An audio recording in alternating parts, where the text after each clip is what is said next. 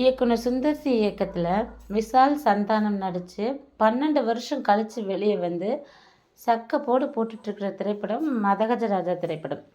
இந்த படத்தோட வெற்றிக்கு மிக முக்கிய காரணம் அப்படின்னு பார்த்தீங்கன்னா, விஷால், சந்தானம், மனோபாலா அவங்களோட காமெடின்னு கூட சொல்லலாம். பொங்கலுக்கு ரிலீஸ் ஆன படத்துலேயே ஃபேமிலியாக போய் என்ஜாய் பண்ணுற படமாக இந்த படம் கண்டிப்பாக இருக்குது.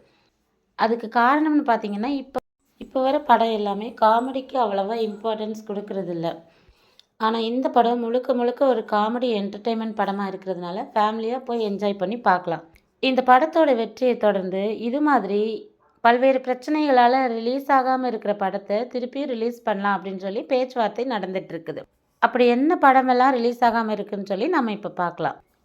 இயக்குனர் கௌதம் வாசுதேவ் மேனன் இயக்கத்தில் நடிகர் விக்ரம் நடித்த துருவ நட்சத்திரம் படம், அப்புறம் சந்தானம் நடித்த சர்வர் சுந்தரம், அப்புறம் அரவிந்த் சாமி நடித்த நரகாசூரன், அப்புறம் அருண் விஜய் நடித்த பார்டர் திரைப்படம், விஜய் சேதுபதி நடித்த இடம் பொருள் ஏவல் அப்படின்ற திரைப்படம் எல்லாமே திருப்பி ரிலீஸ் பண்ணுறதை பற்றி பேச்சுவார்த்தை நடந்துட்டுருக்கு.